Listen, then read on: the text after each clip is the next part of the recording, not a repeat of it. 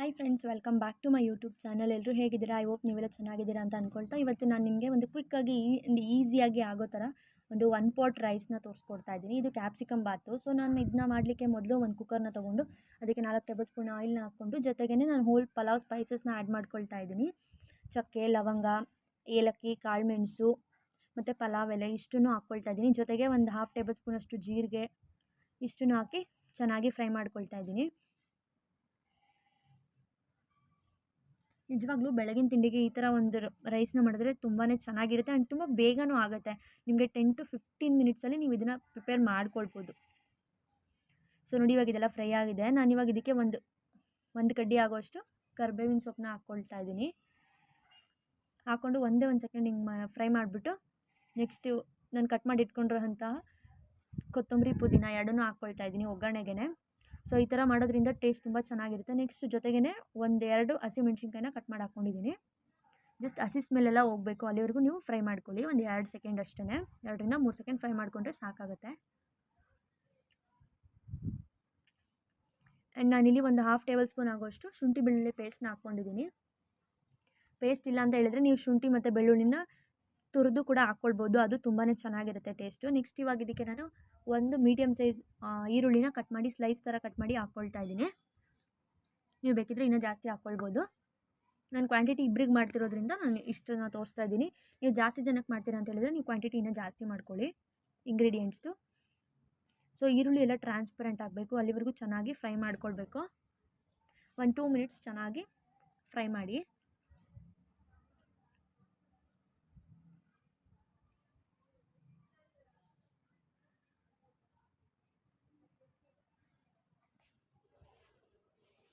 ನೋಡಿ, ಇವಾಗ ಈರುಳ್ಳಿ ಎಲ್ಲ ಚೆನ್ನಾಗಿ ಟ್ರಾನ್ಸ್ಪರೆಂಟ್ ಆಗಿದೆ.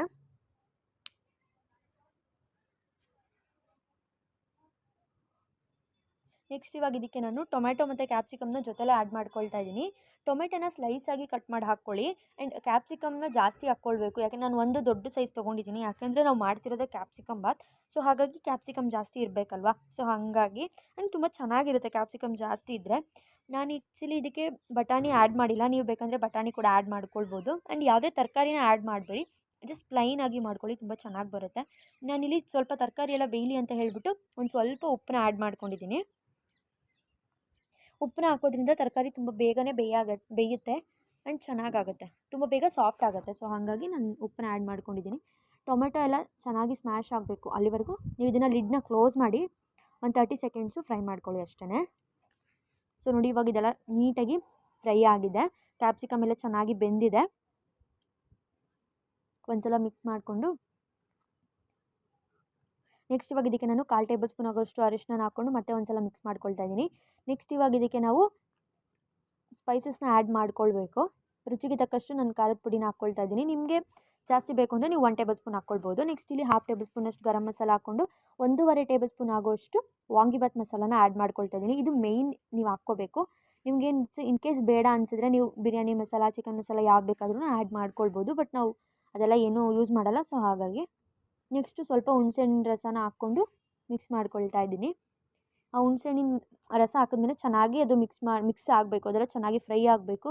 ಫ್ರೈ ಆಗಿ ಅದು ನೀಟಾಗಿ ಆಯಿಲ್ ಬಿಡಬೇಕು. ನೋಡಿ, ಈ ಥರ ಚೆನ್ನಾಗಿ ಗೊಜ್ಜು ಥರ ಆಗಬೇಕು ಸ್ವಲ್ಪ. ಸೊ ಆವಾಗ ಟೇಸ್ಟು ಚೆನ್ನಾಗಿ ಬರುತ್ತೆ ಅಂತ ಹೇಳ್ಬಿಟ್ಟು. ನೀವು ನಾರ್ಮಲ್ ರೈಸ್ನ ಮಾಡಿ ಈ ಥರ ಗೊಜ್ಜು ಮಾಡಿಕೊಂಡು ಕೂಡ ಮಿಕ್ಸ್ ಮಾಡ್ಕೊಳ್ಬೋದು, ಬಟ್ ಈ ಥರ ಮಾಡಿದ್ರೆ ಚೆನ್ನಾಗಿರುತ್ತೆ ಅಷ್ಟೇ, 1 ಪಾಟ್ ರೈಸ್ ಥರ. ನೆಕ್ಸ್ಟ್ ಇವಾಗ ಇದಕ್ಕೆ ನಾನು 1.5 ಗ್ಲಾಸಷ್ಟು ಅಕ್ಕಿನ ಸೇರಿಸ್ಕೊಳ್ತಾ ಇದ್ದೀನಿ. 1.5 ಗ್ಲಾಸ್ ಅಕ್ಕಿಗೆ 3 ಗ್ಲಾಸಷ್ಟು ನೀರನ್ನ ಸೇರಿಸ್ಕೊಂಡಿದ್ದೀನಿ. ನೀವು ಕ್ವಾಂಟಿಟಿನ ನೋಡಿಕೊಂಡು ನೀರನ್ನ ಆ್ಯಡ್ ಮಾಡ್ಕೊಳ್ಳಿ. ಆ್ಯಂಡ್ ಇದು ಸ್ವಲ್ಪ ಸಾಫ್ಟಾಗಿ ಬಂದ್ರೇ ತಿನ್ನೋಕ್ಕೂ ಚೆನ್ನಾಗಿರುತ್ತೆ ಟೇಸ್ಟು. ಸೊ ಹಾಗಾಗಿ ನಾನು ಸ್ವಲ್ಪ ಜಾಸ್ತಿ ನೀರನ್ನೇ ಹಾಕ್ಕೊಂಡಿದ್ದೀನಿ. ಸೊ ಇವಾಗ ನಾವು ರುಚಿಗೆ ತಕ್ಕಷ್ಟು ಉಪ್ಪನ್ನ ಹಾಕ್ಕೊಳ್ಬೇಕು. ಫಸ್ಟು ಸ್ವಲ್ಪ ಉಪ್ಪನ್ನ ಹಾಕ್ಕೊಂಡಿರ್ತೀವಿ, ಸೊ ನೋಡಿಕೊಂಡು ನಾವು ಉಪ್ಪನ್ನ ಆ್ಯಡ್ ಮಾಡ್ಕೊಳ್ಬೇಕು. ನಾನಿಲ್ಲಿ 1 ಟೇಬಲ್ ಸ್ಪೂನಷ್ಟು ಕಲ್ಲುಪ್ಪನ್ನ ಸೇರಿಸ್ಕೊಂಡಿದ್ದೀನಿ ಟೇಸ್ಟ್ನ ನೋಡಿಕೊಂಡು. ಸೊ ನೀವು ಟೇಸ್ಟ್ನ ನೋಡಿ ಉಪ್ಪನ್ನ ಆ್ಯಡ್ ಮಾಡ್ಕೊಳ್ಳಿ. ಆ್ಯಂಡ್ ಒಂದು 1/2 ಟೇಬಲ್ ಸ್ಪೂನಷ್ಟು ಲೆಮನ್ ಜ್ಯೂಸನ್ನ ಆ್ಯಡ್ ಮಾಡ್ಕೊಳ್ಳಿ. ಸೊ ನಾನು ತೋರಿಸಿಲ್ಲ, ಬಟ್ ಲೆಮನ್ ಜ್ಯೂಸನ್ನ ಹಾಕೋದ್ರಿಂದ ಚೆನ್ನಾಗಿರುತ್ತೆ. ಆ್ಯಂಡ್ ಲಾಸ್ಟಿಗೆ ಒಂದೇ 1 ಟೇಬಲ್ ಸ್ಪೂನಷ್ಟು ತುಪ್ಪನ ಸೇರಿಸ್ಕೊಳ್ಬೇಕು. ಕುಕ್ಕರ್ ಲಿಡ್ನ ಕ್ಲೋಸ್ ಮಾಡಿ ಅದು ವಿಷಲ್ ಆದಮೇಲೆ ಓಪನ್ ಮಾಡ್ತೀವಲ್ವ, ಸೊ ಆವಾಗ 1 ಟೇಬಲ್ ಸ್ಪೂನಷ್ಟು ತುಪ್ಪನ ಹಾಕ್ಕೊಂಡ್ರೆ ನಿಜವಾಗ್ಲೂ ಟೇಸ್ಟ್ ತುಂಬ ಚೆನ್ನಾಗಿ ಬರುತ್ತೆ. ಸೊ ಆ ಥರನೂ ಮಾಡ್ಕೊಳ್ಬೋದು. ಈ ಥರ ನೀಟಾಗಿ ಮಿಕ್ಸ್ ಮಾಡಿಕೊಂಡು ಇವಾಗ ಕುಕ್ಕರ್ ಲಿಡ್ನ ಕ್ಲೋಸ್ ಮಾಡಿ ಜಸ್ಟ್ 2 ವಿಷಲ್ ಕೂಗಿಸ್ಕೊಂಡ್ರೆ ಸಾಕಾಗುತ್ತೆ.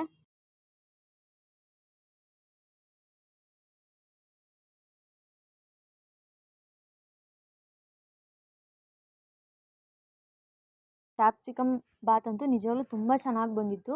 ಸೊ ಟ್ರೈ ಮಾಡಿ, ಹೇಗಿತ್ತು ಅಂತ ನನಗೂ ತಿಳಿಸಿ, ಕಮೆಂಟ್ ಮಾಡಿ. ಆ್ಯಂಡ್ ಯಾರೆಲ್ಲ ನನ್ನ ಚಾನಲ್ನ ಸಬ್ಸ್ಕ್ರೈಬ್ ಮಾಡದೆ ನೋಡ್ತಾ ಇದ್ದೀರಾ, ಪ್ಲೀಸ್ ಹೋಗಿ ಸಬ್ಸ್ಕ್ರೈಬ್ ಮಾಡ್ಕೊಳ್ಳಿ, ಹಾಗೆ ನನಗೆ ಸಪೋರ್ಟ್ ಮಾಡಿ. ಥ್ಯಾಂಕ್